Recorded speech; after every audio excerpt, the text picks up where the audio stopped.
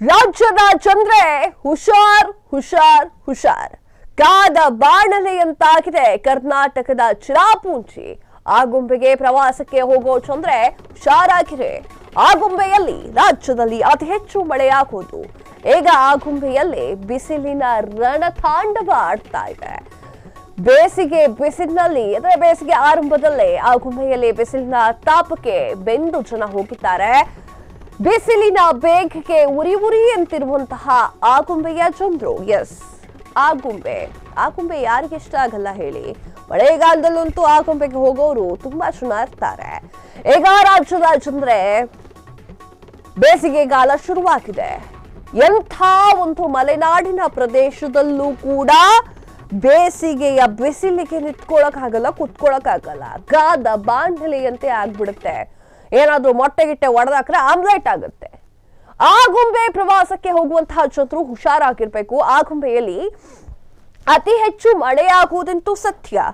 ಆದ್ರೆ ಈಗ ಬಿಸಿಲಿನ ತಾಪಕ್ಕೆ ಆಗುಂಬೆಯಲ್ಲಿ ಚಂದ್ರು ನಿಲ್ಲೋಕಾಗ್ತಾ ಇಲ್ಲ, ಕೂರೋಕಾಗ್ತಾ ಇಲ್ಲ. ಬಿಸಿಲಿನ ಬೇಗೆಗೆ ಸುಡ್ತಾ ಇದ್ದಾರೆ, ಉರಿ ಉರಿ ಅಂತ ಹೇಳ್ತಾ ಇದ್ದಾರೆ.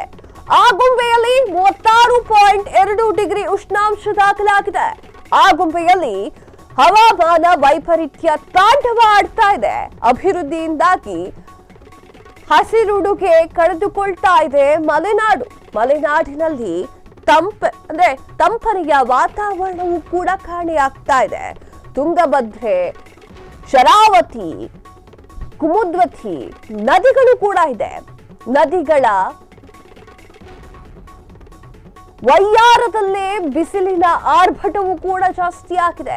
ಬಯಲು ಸೀಮೆಗಿಂತ ಮಲೆನಾಡಿನಲ್ಲಿ ಬಿಸಿಲಿನ ತಾಪಗಳು ಹೆಚ್ಚಾಗ್ತಾ ಇದೆ. ಇದು ಮಲೆನಾಡಿನ ಚಂದ್ರಿಗೆ ಹೆಚ್ಚೆಚ್ಚು ಎಚ್ಚರಿಕೆಯ ಗಂಟೆ ಅಂತ ಹೇಳ್ಬಹುದು.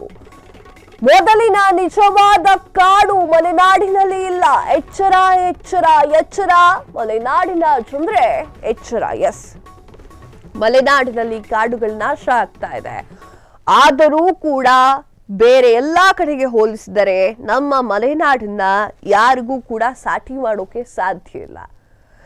ಆಗುಂಬೆಯಲ್ಲಿ 36.2 ಡಿಗ್ರಿ ಉಷ್ಣಾಂಶ ದಾಖಲೆಯಾಗಿದೆ. ಅಭಿವೃದ್ಧಿಯಿಂದ ಹಸಿರು ಸೀರೆಯನ್ನ ಹೊದ್ದು ಮಲಗಿಕೊಂಡಿರುವಂತಹ ಪ್ರಕೃತಿ ದೇವಿ ಈಗ ಬಿಸಿಲುಗಾಲದಲ್ಲಿ ಸ್ವಲ್ಪ ಸುಡ್ತಾ ಇದ್ದಾಳ ಅಂತ. ನದಿಗಳ ವಯ್ಯಾರದಲ್ಲೇ ಬಿಸಿಲಿನ ಆರ್ಭಟ ಕೂಡ ಶುರುವಾಗಿದೆ. ಬಯಲು ಸೀಮೆಗಿಂತ ಮಲೆನಾಡಿನಲ್ಲಿ ಬಿಸಿಲು ಜಾಸ್ತಿ ಆಗ್ತಾ ಇದೆ. ಬಯಲ್ಸೀಮೆಯಲ್ಲಿ ಬಿಸಿಲಿರುತ್ತೆ ನಿಜ, ಆದರೆ ಮಲೆನಾಡವರು ಬಿಸಿಲನ್ನ ನೋಡೋದು ಬಹಳ ಕಡಿಮೆ. ಅವರಿಗೆ ಸ್ವಲ್ಪ ಬಿಸಿಲನ್ನು ಕೂಡ ಸಹಿಸಿಕೊಳ್ಳಲಾಗದಷ್ಟು ಬಿಸಿಲು ಅಂತ ಅನ್ಸುತ್ತೆ.